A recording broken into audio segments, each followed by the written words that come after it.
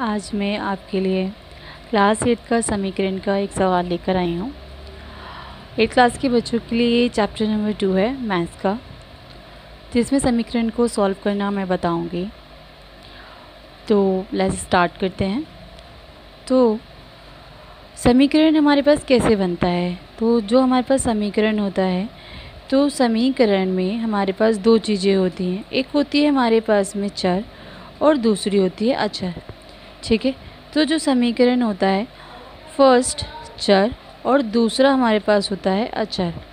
ठीक है, तो चर और अचर में हमारे पास में क्या चीज़ें हैं, क्या दो चीज़ें हैं या ये किसे कहते हैं? तो चर जो हमारे पास x, y, z ये सब चीज़ें होती हैं, यानी कि ये अल्फ़ाबेट्स होते हैं। a से लेकर जो हमारे पास z होते हैं, ये सारे नंबर्स को हम क्या कहते हैं? चर कहते हैं। अचर हमारे पास में क्या होते हैं? जो हमारे पास काउंटिंग्स होती है 0, 1, 2, 1000, ठीक है, 100, 555, ठीक है, ये सारे हमारे पास क्या होते हैं? अचर होते हैं। यानी कि जितनी भी हमारे पास गिनतियाँ होती हैं सारी अचर, और जो हमारे पास ए से लेकर जेड तक अल्फ़ाबेट्स होते हैं वो हमारे चर होते हैं। ठीक है, यहाँ तक समझ में आया? इन दोनों चीज़ों से मिलकर हमारे पास समीकरण बनता है। जैसे मैंने कहा कि x + y = 7। तो ये क्या है हमारे पास में? ये क्या है हमारे पास में? एक समीकरण है। x + y = 7 एक समीकरण है, क्योंकि ये इसमें देखो चर भी है और अचर भी है। ठीक है, अब बात आती है कि हमें इसे सॉल्व कैसे करना है। ठीक है, तो सॉल्व करने का तरीका, मान लीजिए हमारे पास क्या है, एक सवाल है, इसी ले लेते हैं हम, x + y = 7। तो अगर मैं कहूँ कि मुझे बताइए कि इसमें से x की वैल्यू क्या है, y की वैल्यू क्या है, तो हम क्या कहेंगे कि ये y को इधर ले जाएंगे। ठीक है, तो x ये प्लस में था तो यहाँ पे क्या हो जाएगा? 7 माइनस की y। तो ये हमारे पास में क्या हुआ? सॉल्व हो गया। तो x की वैल्यू हमारे पास क्या है? 7 माइनस की y। अब इस तरीके के सवाल बहुत रेयर केसेस आते हैं, बट ये स्टैंडर्ड 10 में आता है। तो एक सेकंड सवाल में लेती हूँ कि x + 5 = 7। अगर इस सवाल को सॉल्व करना है तो आप कैसे करेंगे? तो फर्स्ट ऑफ ऑल आपको क्या पता होना चाहिए? नियम पता होना चाहिए। किसके नियम पता होना चाहिए? प्लस माइनस के। तो मैं आपको नियम बता देती हूँ। तो जो हमारे पास नियम है प्लस और माइनस के, ठीक है, इसे हम चिन्ह बोलते हैं। तो प्लस माइनस की, तो आपको पता होगा कि प्लस प्लस = प्लस होता है, माइनस माइनस = माइनस होता है, माइनस प्लस = माइनस, और उसके बाद में, ठीक है, तो और प्लस माइनस = क्या होता है? माइनस होता है। ये तो हमारे पास हुए इस तरीके के दो संख्याएं दी हैं, उन दोनों को प्लस करना है। बट अब बात हमारे पास में ये आती है कि अगर इक्वल है तो देखें, अगर ये इक्वल का साइन है, यहाँ माइनस है, तो ये इधर की तरफ जाकर क्या हो जाएगा? प्लस हो जाएगा। ठीक है, अगर इधर माइनस है तो इधर जाके क्या हो जाएगा? ये प्लस हो जाएगा।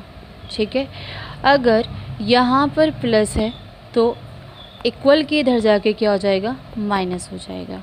ठीक है, तो ये समझ में आया आपको? अगर आपके पास में यहाँ पर कोई वैल्यू मल्टीप्लाई में है तो वो डिवाइड में चली जाएगी, यानी कि वो डिवाइड के रूप में लिखी जाएगी। ठीक है, अगर कोई वैल्यू आपके पास में नीचे डिवाइड में है, मान लीजिए मैंने कोई फूल बना दिया, अगर ये डिवाइड में है तो ये ऊपर कहाँ जाएगा? ये मल्टीप्लाई में जाएगा।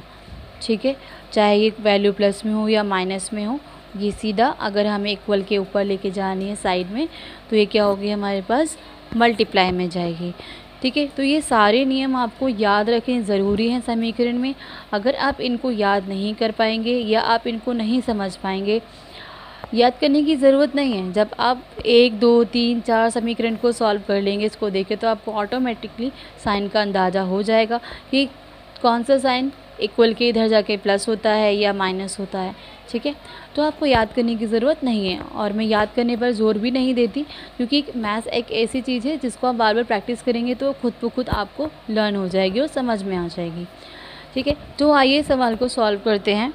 तो यहाँ पर देखिए हमारे पास x है, तो हम अगर मैं कहूँ कि भाई x में अगर आपको 5 जोड़ना है तो हम नहीं जोड़ सकते, क्योंकि ये हमारे पास क्या है, चर है और ये अचर है। अब 5 है और इधर देखो 7 है, तो दोनों एक ही कैटेगरी के लग रहे हैं कि नहीं लग रहे, दोनों अचर हैं, तो हम 5 को 7 के पास ले जा सकते हैं। बट यहाँ देखो ये किसका साइन है, प्लस का साइन है ना हमारे पास में, ये प्लस का साइन है।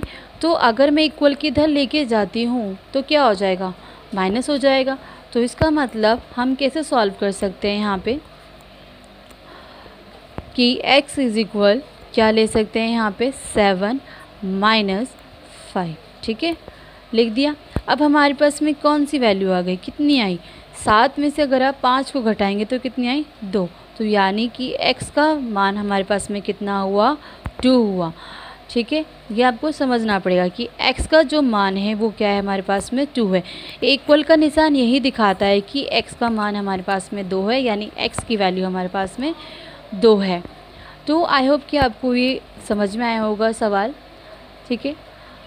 नेक्स्ट वीडियो में और मैं सवाल लेकर आऊँगी। अगर आपको प्रैक्टिस करनी है तो मैं 1-2 सवाल यहाँ पर होमवर्क में दे देती हूँ, तो आप इसको कीजिएगा और मुझे कमेंट बॉक्स में इसका आंसर बताइएगा। 2x + 5 is equal 10। सेकेंड है x + 9 इज इक्वल 18। ये 2 सवाल मैंने आपको दिए हैं, आप इनको सॉल्व करें और मुझे आंसर बताएं कमेंट बॉक्स में। Thank you for watching.